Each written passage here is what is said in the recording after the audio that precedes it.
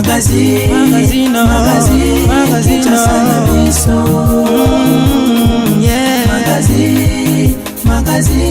Kinshasa na biso. Réalité ya banaki. Réalité ya banaki. Réalité ya banaki no. Buyukite. Buguyoka kaka. Kinshasa na biso. Kin eleki partout. KNB Kinshasa na biso. Kin eleki partout.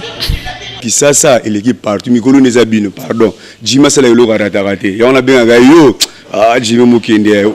Oumela. KNB. Kin eleki partout. Rien à dire. Toi on a tant à convier parce que Kin eleki partout et l'osako liboso ambongo mosanto azate Céline Don Kardashian isongolo bisous bye bana Kin ke bana jago zappé so kutanango KNB Telema qui chasse l'équipe partout Jimmy Mukendi Oumela KNB ko zappé te so kutanango check ovandi. Bon dimanche na balandi nyonso ya magazine KNB. Bolandi bolamu ya retro na biso ya mokolo ya lelo. Mokolo ya lundi tolakisaki bino grève généralisée na marché central ya ville ya Kinshasa. Ba travailleurs ya ba magasin ya ba indo pakistanais ba grevaki. Micro magazine KNB kitaki lelo na marché central ya Kinshasa pona kosoana ba travailleurs ya Indien, ba chinois pe ba libanais pona grève oyo basali mokolo ya lelo lundi 11 mars 2019. Réalité ya banaki, réalité ya banaki no. Magazine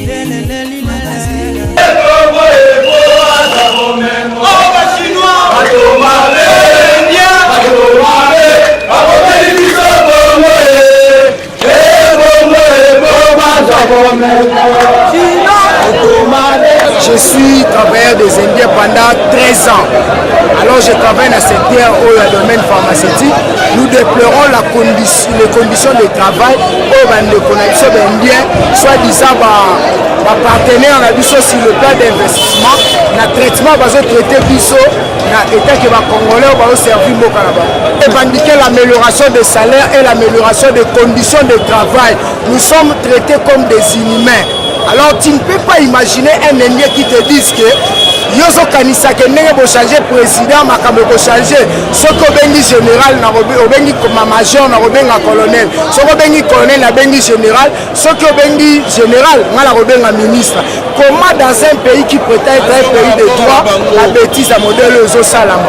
Moutaro Sa Moussala du 1er au 30 Ozo Foutaye énumération est imaginable à réclamer à le belo côté. À Sokota 8h à Bima 21h 22h. Soka lobby au Lomolier Moussala.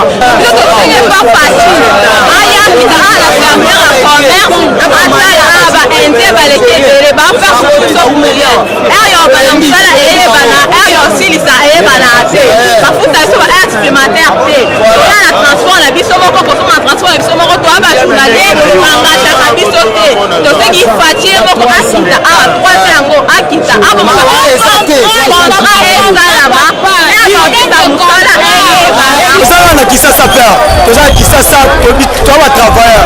Mbongo wa futa biso c'est suffisant. Toza mbongo to sana ngolo gote. Faut futa biso na toi simique.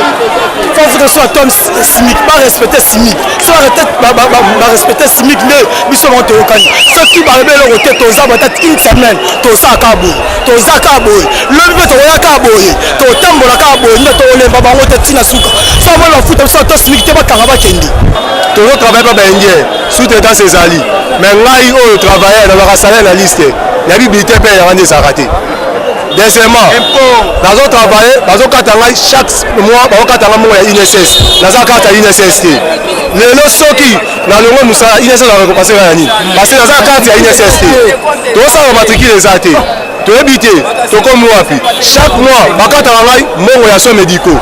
mais soki na beli na kena biro na zo mongo ba sanga to de pisayo mais o ba so rappel na ngai ba taka ngo wapi tosengi autorité atelema mpona era musala biso tozobanda mpo bendie tozobanda musala 8 heures juste tokoti musala tozosisa musala ti 20 heures tozosala musala na kati okobima boye bazokale mpo bakulu na nzambe mpo okende na ndako likambo ya salaire ngai nde naza bo premièrement ngai na société ngo nazosala na Congo plus nazozwa moins de $100 120 000 francs onga nazozwa mpo nafuta ndako ifo bapesanga ndambo oyo retraite naye kodefa lisusu nde nakefuta ndako 2 mois nde naza bona nafuti ndako te garantie ezosila ngai batala biso likambo salaka de salaire emataka te ça fait 4 ans yango todeklare te sous-traitance na kati yebisanga responsable ti mosala ezosama na dimanche jusqu'à temps ke no tolongwa na pasi oyo bozofuta malonga te transport na même salaire transport eza te eloko mote kolia eza te sous-traitance eyokobomela biso ye na inane afungoli 3 magasin na Congo oyo nga na obénéficie na nini intérêt na nga eza nini donc ngai na souffri ye adondo na mboka na ye tozosenga changement président koti tolingi changement na mboka oyo toza nango lelo eza mpona déjà onem azofavorize bato ya sous-traitant tozonyokwama biso batravailleur tona bakati ya inécessité soki odeklare indien ezongisi yo epa mutu na yo ngai naza nasala ko baindien ubie ba sous-traitant bato lokola bata sous-traitant wana bauta $30 000 par mois ngai travailleur nanyokwama nazo combien papa oyo tokende ngo tina suka oyo eza kabila te eza Félix Tshisekedi alors biso détermination indien yebi kabila ayebi Félix te balobaki kena kabila olongwa te mais lelo kabila eza te oyo eza Félix papa alobaki le peuple d'abord boti bongo kolanda batravailleur ya baexpatrié baindien balibani na bachinois ndenge bazorevendiquer badroit na bango baaugmentation ya salaire prime ya baheure supplémentaire bref baapplication ya SMIC ndenge bayokanaka na baautorité ya mboka soki bongo te bakozonga mosala te Kinshasa eleki partout. mokolo ya mardi actualité na biso ezalaki bongo dominé na baélection esalemaki na assemblée provinciale pour na bureau définitif esengeli koyeba ke FCC eganiaki na 20 provinces sur 24. Réalité ya banaki, réalité ya banakino. Bon, on comprend que comme on est passé à l'élection dans le mandat passé, bah mais je qui ont déjà donc bah il que non tout ça bah depuis la bise sur les provinciaux comme ça bah on est voter le gouverneur et là ils ont un plan là bah on la politique et là bah magouille politique quoi il y a on est ça la mais quand c'est bon la majorité même bah ça qui bah on a l'élection il y a mandat passé bah c'est bah on est bah tchaki bah tout la majoritaire pour tant on va faire l'élection bah on va gagner la poste voilà c'est ça le calcul politique on a souci que mutu nyonso azala utile na mboka o c'est pour ça to betaki to voter utile l'élection mboko ndenge leki to lobaki to gangi to monika ka ke basali o bango balingi et salama musala ne bazu azu atie so président musala salama malonga to mona abazu sur 20 provinces to yebite total ne bango balingi.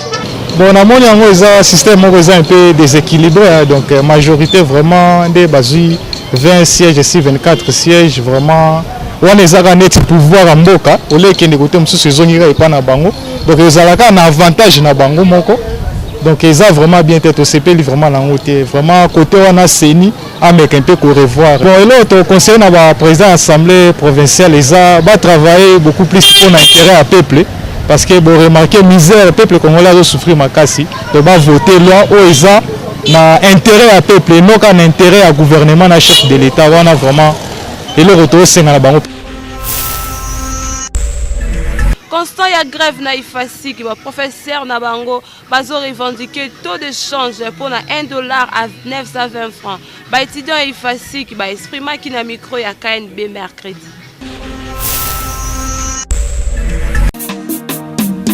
Magazine.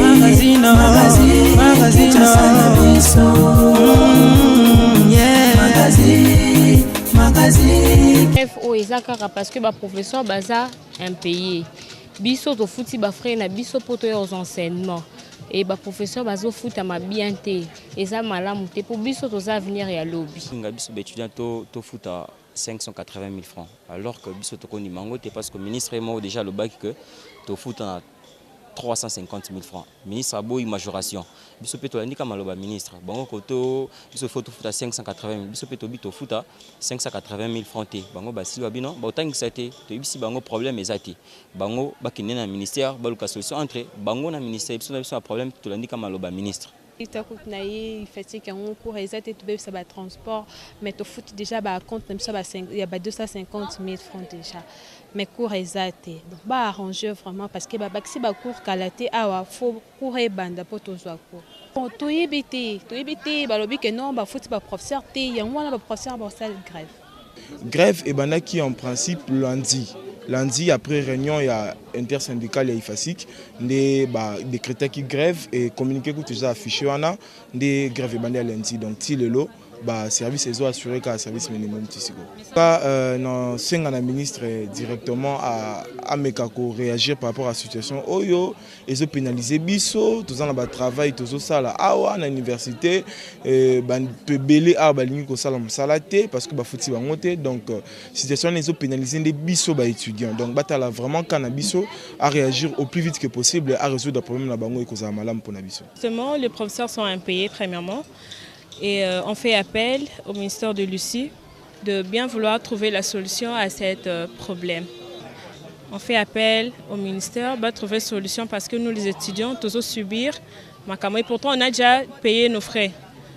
Donc tous réclamer le droit à Nabiso étant qu'étudiant. Masolo ya miliki mokonzi nango ezalaka ki rigole o batunya soba yebi. Na yango Beltesco pona ko sepesa ba client na ye pe pona ko mema longue vie na ba consommateur ya Kirigol. Abimisi miliki kitoko na kombo ya Kirigol full crab. O eza instantané atoti yango ya mai ebota kambumate.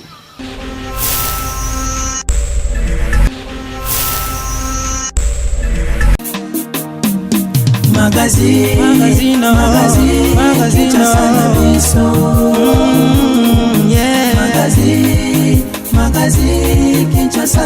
Beltesco toujours pour na kosunga ba client na ye azana miliki kitoko babengi Kirigol.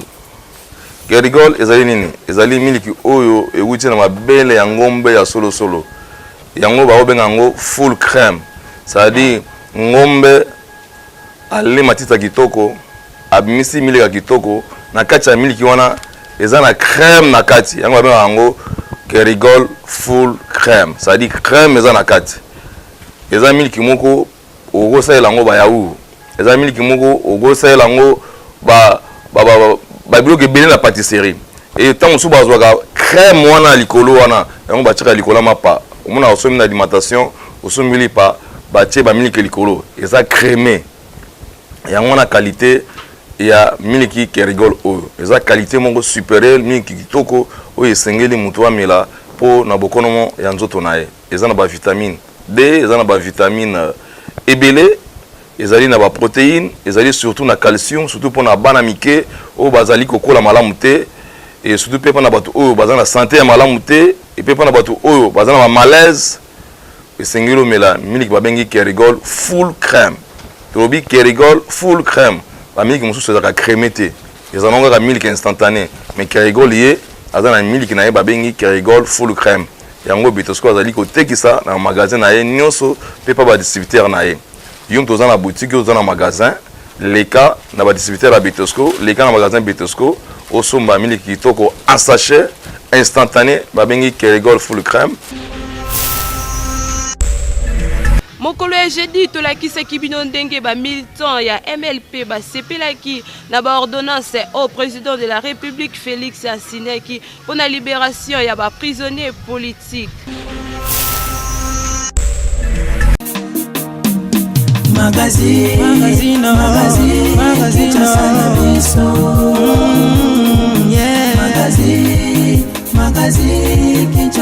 ezali komba oyo lelo soki abimi grâce na ye lelo nde élection esalami donc bato nyonso bakendaka Saint-Sylvestre balé na négociation ya Saint-Sylvestre le 19 décembre biso to bima poto bundisa Kabila na régime na ye lokuta.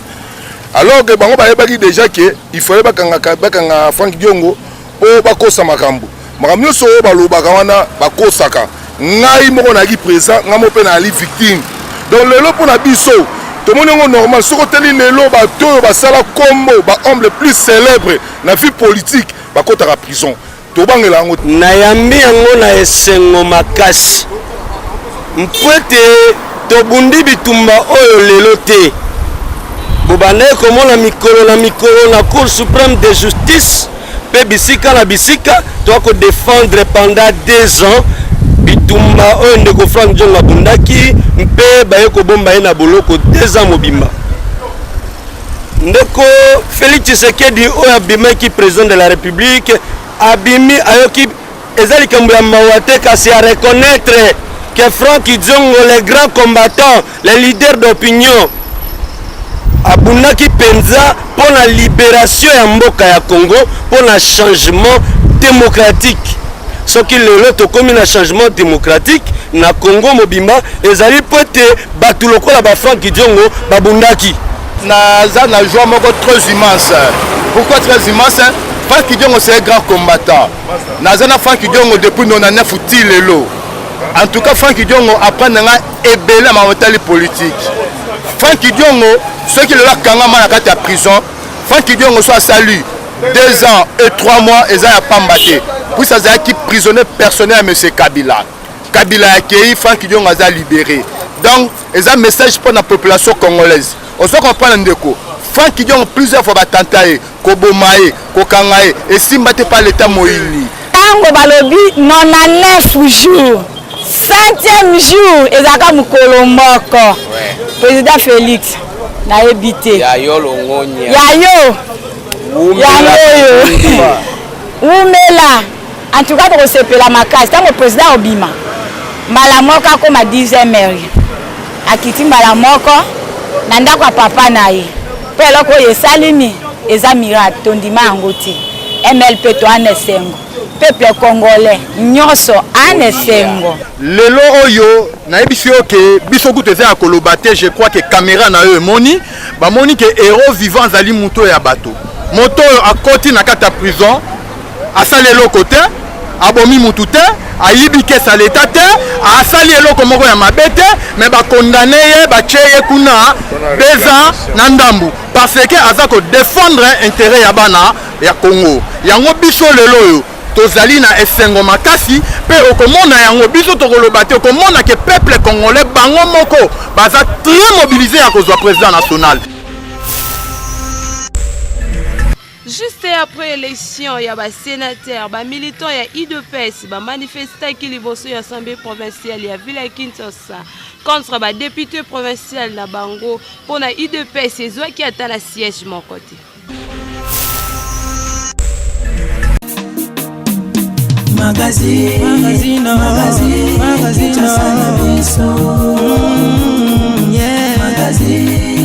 Magazine, Kinshasa na biso. Réalité ya banaki, réalité ya banaki, réalité ya banakino. Buyuki te, bukuyoka kaka. Tosiliki makambo tozomonaka na mboko oyo tolembango. Tolingi banto bakende, ka bango na bango basozonga. Bazonga na bango, tokole biso tolembaka te. Président la biso yebisa biso na discours na ya liboso lobi ngai naza président ya peuple naza président ba nommé te et pas mutu te naza président peuple ye moko ako contrôler batu nyonso na mito tozo contrôler ba sénateur lelo ba bimi lelo biso attaquer bato peuple d'abord IDPS toza na 12 députés to bimisa sénateur ata moko te pona bango bato Kabila basana mbongo basana biloko ndeko na ngai c'est désolant, c'est humiliant vraiment comme la Léli. Na Léli, ça c'est la pure haute trahison. Qui bah sali biso yo. IDPS combat dans les années. Combat dans combat contre la corruption et des impunité des trois états de droit. Mais avant l'état de droit, il faut gouverner Bima. Mais il y a Liboso, papa, corruption, tout le monde corruption, tout le monde et là, il y a impunité. Les députés, ce sont nos députés qui ont été corrompus. Ils ont pris l'argent, regardez vous-même. C'est honte, même pas un sénateur. C'est grave. Comment Félix il doit travailler? Ils ont préféré manger l'argent. Regarde, même à Kassaï, même chose. Même ici à Kissa, sur 12 députés provinciaux, IDPS n'a aucun député, aucun sénateur. C'est grave. C'est grave, ça fait mal. Tobimite pour nani bateau to moni batraire biso. To votaki bango ba pesa biso ata 1 franc te. L'air to pesa bango voya ofele, ba komia ba ko marchander ba voya na biso na ba $30,000 na voiture. Donc exemple aussi na Kananga, bazalaki 8 sur 28 ata mutu moko abimite. Donc to lingi to ibisa Félix Tshisekedi. Bateau batraire il faut annuler le gouvernement wo. So ba annuler yango te. Biso moko peuple to zana droit ko revendiquer. Député na biso ayi de pesa batraire biso te.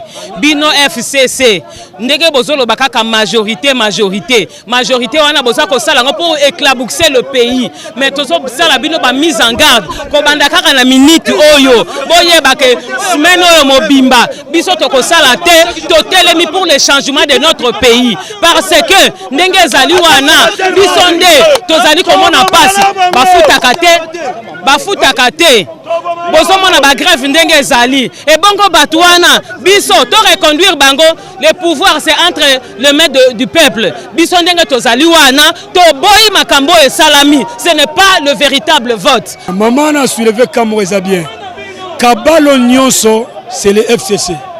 Cet axe du mal elingi jamais mboka we décoller bata FCC na bambongo na bango mabe na bambongo ba yibi gauche à droite ba ya ko tchaka ba tantaka toujours batu po ba bebsa mboko oyo eza satana alingi toujours à corrompre batu pour le batu ba souffrir mboka ba bongisa te mbongo mla bango ezaka ya ba corruption eza batu wana ya mabe axe du mal wana FCC batu ba yokeli bango mawake non to meka ko sala na batu so ba ko changer mettre la façon batu yo ya FCC yo eza congloméré ba aventurier batu misala mabe batu ba bomi mboka tala misala ila bango toujours à mabe boîte noire na bango ba kenda ko vanda kotoso na lac nin tala misala na bango yango o nyonso za bango mais peuple est souverain mutu nyonso ayeba que FCC aza axe du mal to continuer toujours côté la bango lisu lukola lisu.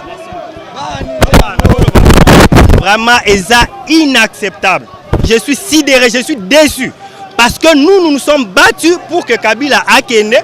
Et aujourd'hui, on se rend compte que Kabila continue à régner.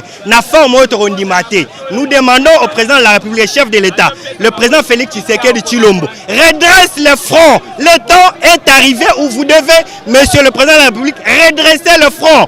Parce que ça signifie que Kabila avait régné d'une autre manière. Et nous n'accepterons jamais ça. Nous avons payé de notre sang, nos frères sont morts à cause de monsieur Kabila et son FCC. Et aujourd'hui, c'est que nous voyons, nous ne pouvons jamais accepter ça. Tous les députés de l'UDPS, 12 députés, et nous n'avons même pas un seul sénateur. C'est décevant. Monsieur le président de la République, faites le rappel des troupes que vous leur disiez, c'est que vous pensez du Congo. Congo, il y a état de droit, il y a lutte contre la corruption. Nous sommes déçus. Marche ya ba combattant ya IDPS pour la trahison ya ba députés provinciaux nde intéressé ki biso mokolo ya samedi.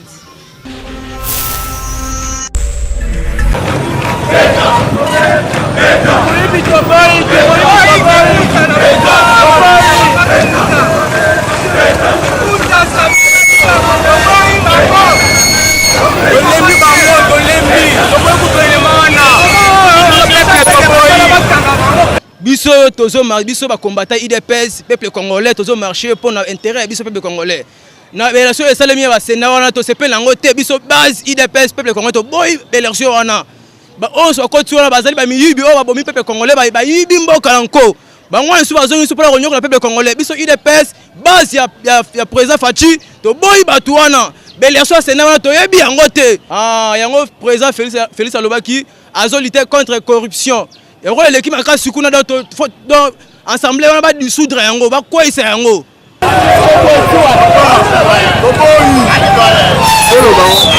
Population. Pouvoir autoza lelo, ba bengango le peuple d'abord. Biso population maramnyoso salmi toboyi yango. Toboyi yango pour to moni que tricage eza na kati. Comment se fait-il que ba député IDPS bazali député taba sénateur tamo IDPS abimité. To moni que tricage ezali. Toboyi.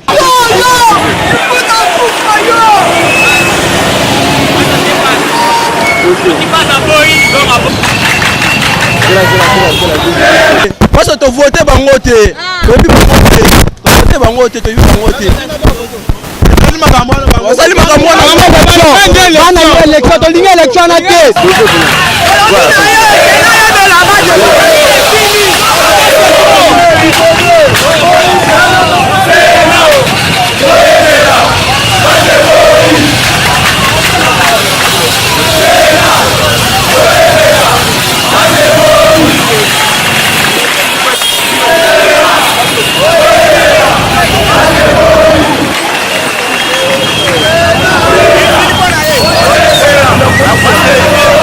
Hello, ni esili raté. Esili.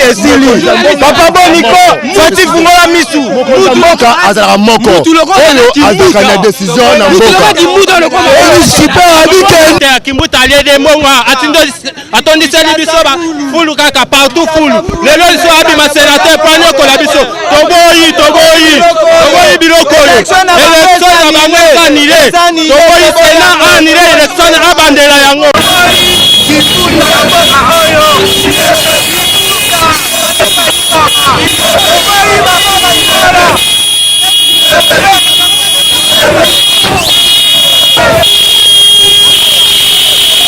Kimbuta aliede mongwa atondisa libiso ba fulu kaka partout fulu. Lelo so abi ma sénateur pano ko la biso. Togoyi biloko. Élection ya bango anile. Togoyi sena anile élection abandela yango.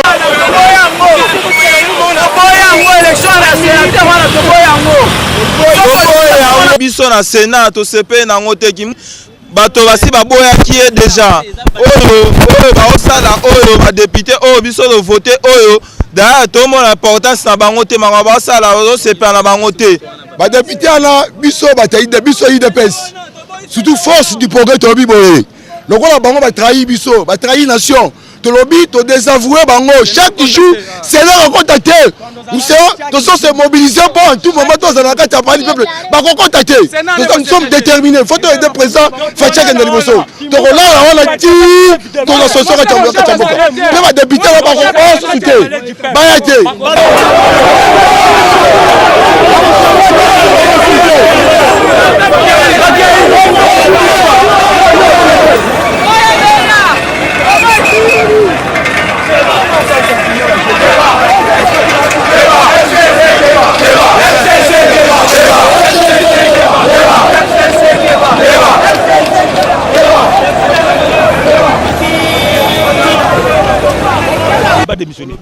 tous les députés professionnels IDPS, trahi parti,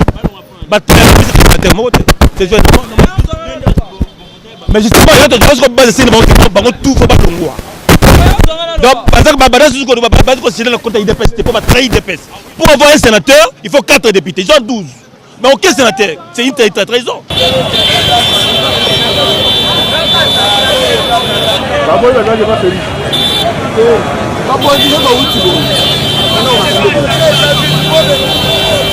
C'est pour cela que nous IDPS avec notre base. Nous sommes déterminés à siéger ensemble.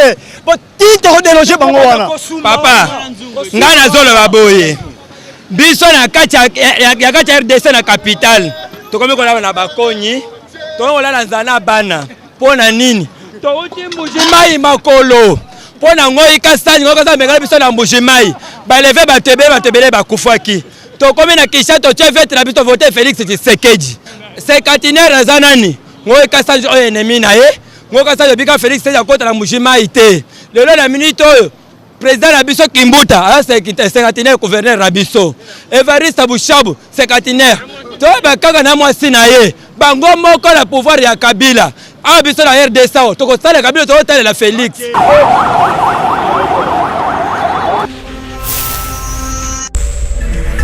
Vous allez kebele ya kolanda retour ya mokolo lele ekomi na suka na yango bobo sanate ko s'abonner massivement à la chaîne YouTube Kinshasa na biso.